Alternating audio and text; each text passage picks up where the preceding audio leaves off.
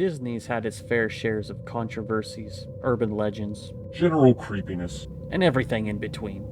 Today, we are looking at that from SuperHorrorBro's awesome channel. Link is in the description below. This is his take on some creepy facts about Disney. And with that, let's go!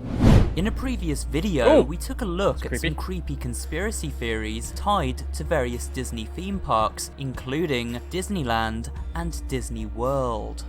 While many of these conspiracy theories held some truth, they were, for the most part, urban legends. Oh wow. However, in this video, we return to the dark side of Disneyland resorts by taking a look at 6 spooky and weird facts you may not know about these magical kingdoms. Mr. Toad Goes to Hell. Over the years, there have been many different rides at Disney parks, and many of these rides have either been altered or removed over the years. So there's a good chance you may not have heard of the attraction Mr. Toad's Wild Ride. This ride is still operational at Disneyland after being first built in 1955, but went through some major adjustments. A more modern version of the ride, constructed in the Magic Kingdom in Florida, was closed in 1998. The ride is based around the character Mr. Toad from the famous book The Wind in the Willows. However, it deviates massively from its source material. As you may remember, Mr. Toad was a madcap character from an affluent family who— I don't remember any of that. I don't remember that character at all, to be honest. If you guys remember, let me know. Who had a fleeting obsession with many different things throughout the story, one of these being fast cars. And in the story, he crashed these cars due to being an irresponsible driver. However, he never died and went to hell, which he does on this ride. That's right, Disney built a ride in which, after colliding with an oncoming train, tourists are taken into the very depths of hell. Well, that sounds interesting. I would ride that ride. That sounds like a ride that I would ride. I would definitely ride that ride. Would you ride that ride?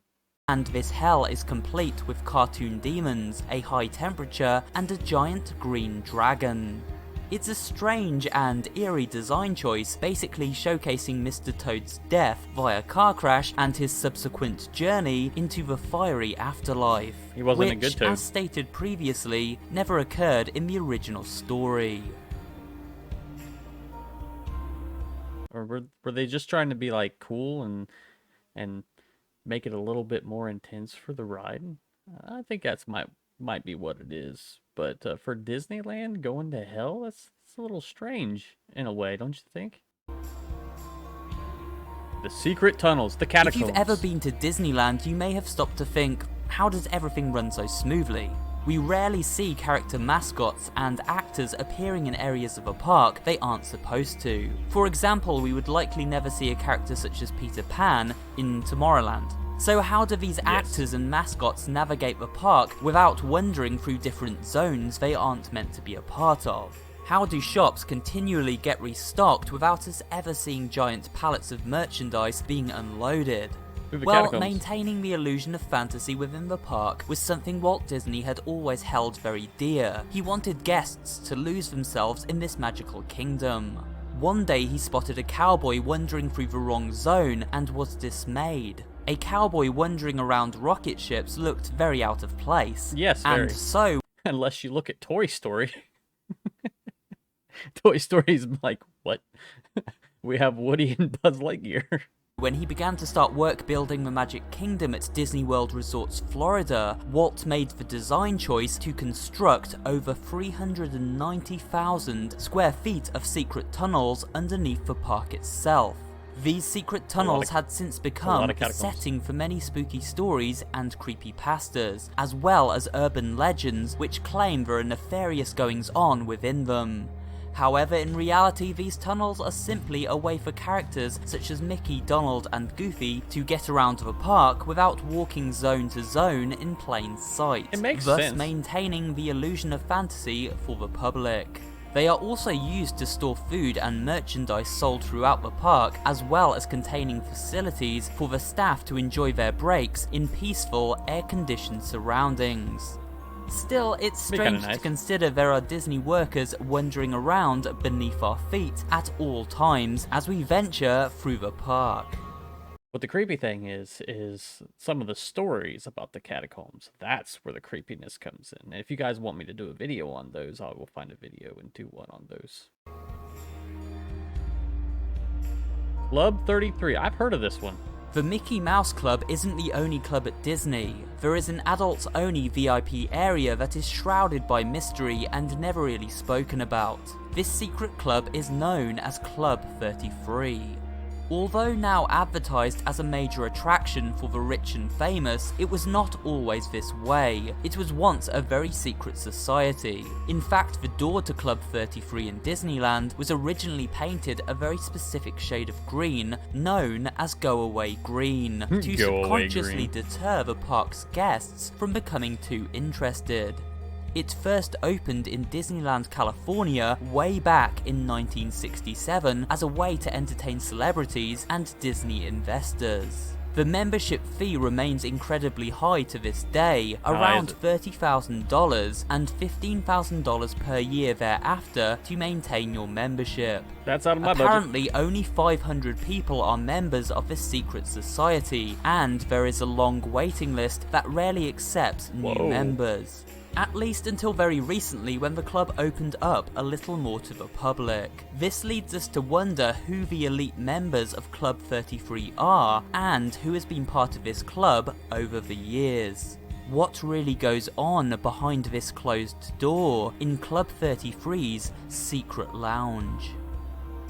Some of the conspiracies that go on about Club 33 is that it's the super elite that's part of that, and the super elite as in like Illuminati, 1%ers, stuff like that.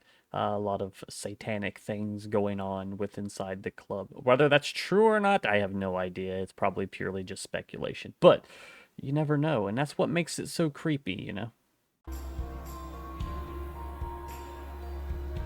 Feral animals. This is a strange one. You may have noticed at certain Disney parks, especially the one found in Orlando, Disney World, there are many cats wandering the grounds.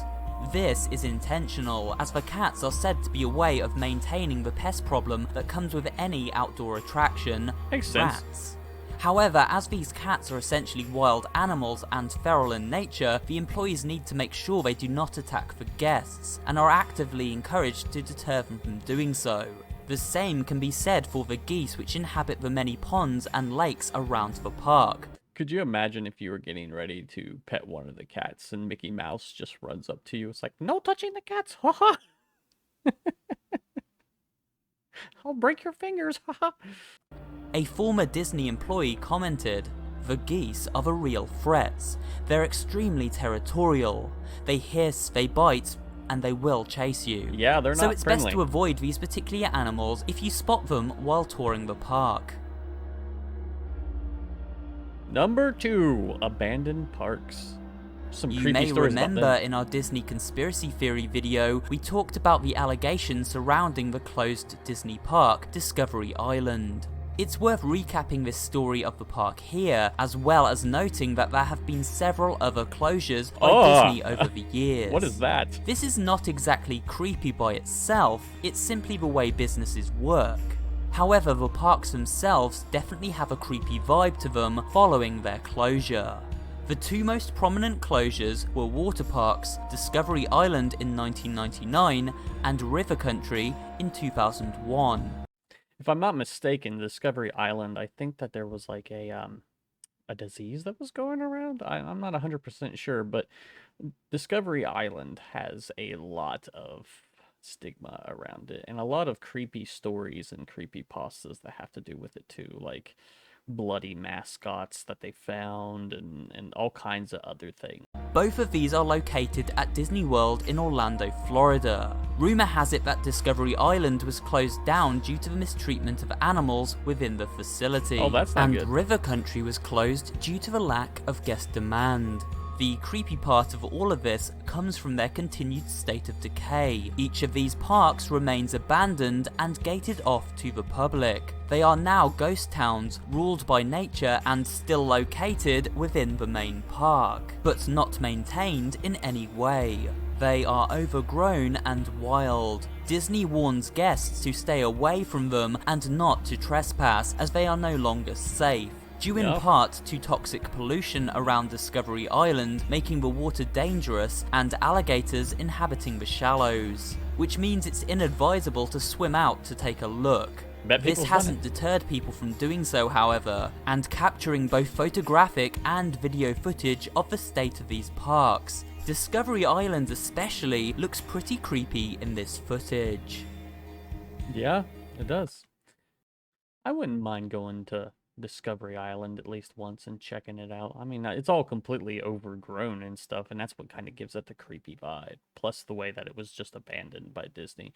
But yeah, I think it'd be pretty interesting to see. What's number 1?